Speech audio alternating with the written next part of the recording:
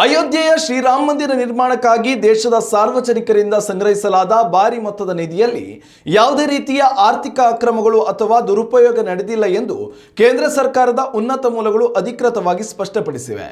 ದೇವಸ್ಥಾನದ ಟ್ರಸ್ಟ್ಗೆ ಬಂದಿರುವ ಒಟ್ಟು 3,300 ಕೋಟಿ ರೂಪಾಯಿಗಳ ದೇಣಿಗೆಯ ಲೆಕ್ಕಾಚಾರವನ್ನು ವಿ ಶಂಕರ್ ಅಯ್ಯರ್ ಆ್ಯಂಡ್ ಕಮ್ ಎಂಬ ಖ್ಯಾತ ಸ್ವತಂತ್ರ ಆಡಿಟಿಂಗ್ ಸಂಸ್ಥೆಯು ಸಂಪೂರ್ಣವಾಗಿ ಪರಿಶೋಧನೆ ನಡೆಸಿದ್ದು ನಿಧಿಯು ಸಂಪೂರ್ಣ ಸುರಕ್ಷಿತವಾಗಿದೆ ಎಂದು ವರದಿಯನ್ನು ನೀಡಿದೆ. ಆಡಿಟ್ ವರದಿಯ ಪ್ರಕಾರ ಮಂದಿರದ ಜಾಗದ ಖರೀದಿಗಾಗಿ 400 ಕೋಟಿ ರೂಪಾಯಿಗಳನ್ನು ವಿನಿಯೋಗಿಸಲಾಗಿದೆ. ಈ ಹಿಂದೆ ಕೇಳಿ ಬಂದಿದ್ದ ಭೂ ಹಗರಣದ ಆರೋಪಗಳು ಸಂಪೂರ್ಣ ಸುಳ್ಳಾಗಿದ್ದು, ಜಮೀನು ನೀಡಿದ ಮಾಲೀಕರ ಬ್ಯಾಂಕ್ ಖಾತೆಗಳಿಗೆ ಶ್ರೀರಾಮ ಜನ್ಮಭೂಮಿ ತೀರ್ಥಕ್ಷೇತ್ರ ಟ್ರಸ್ಟ್ನ ಅಧಿಕೃತ ಖಾತೆಯಿಂದ ನೇರವಾಗಿ ಹಣವನ್ನು ವರ್ಗಾಯಿಸಲಾಗಿದೆ. ಇನ್ನುಳಿದಂತೆ ಭವ್ಯವಾದ ರಾಮ ಮಂದಿರದ ಭೌತಿಕ ನಿರ್ಮಾಣ ಕಾರ್ಯಗಳಿಗಾಗಿ ಒಟ್ಟು 1,800 ಕೋಟಿ ರೂಪಾಯಿಗಳನ್ನು ನಿಯಮಾನುಸಾರ ಖರ್ಚು ಮಾಡಲಾಗಿದೆ ಎಂದು ಲೆಕ್ಕಪತ್ರದಲ್ಲಿ ಉಲ್ಲೇಖಿಸಲಾಗಿದೆ. ಆದರೆ ಮಂದಿರದ ಮುಖ್ಯ ನಿಧಿಯಲ್ಲಿ ಯಾವುದೇ ಲೋಪವಾಗದಿದ್ದರೂ ಕೂಡ ದೇವಸ್ಥಾನದ ಉದ್ಘಾಟನಾ ಸಮಾರಂಭದ ನಂತರದ ದಿನಗಳಲ್ಲಿ ಭಕ್ತರು ಹುಂಡಿಗೆ ಹಾಕಿರುವ ಕಾಣಿಕೆ ಹಣದಲ್ಲಿ ಸೋರಿಕೆಯಾಗಿರುವುದು ಬೆಳಕಿಗೆ ಬಂದಿದೆ.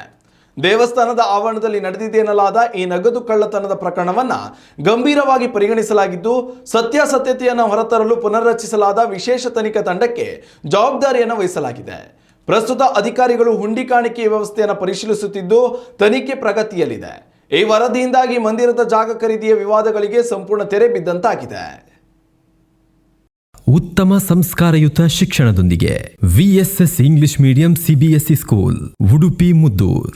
ನರ್ಸರಿಯಿಂದ 10ನೇ ತರಗತಿವರೆಗೆ ಶಿಕ್ಷಣದ ಜೊತೆಗೆ 5ರಿಂದ 10ನೇ ತರಗತಿವರೆಗಿನ ವಿದ್ಯಾರ್ಥಿನಿಯರಿಗೆ ಉತ್ತಮ ಹಾಸ್ಟೆಲ್ ಸೌಲಭ್ಯವೂ ಇದೆ. ನಿಮ್ಮ ಮಕ್ಕಳ ಪ್ರವೇಶಾತಿಗಾಗಿ ಈ ಸಂಖ್ಯೆಗೆ ಕರೆ ಮಾಡಿ.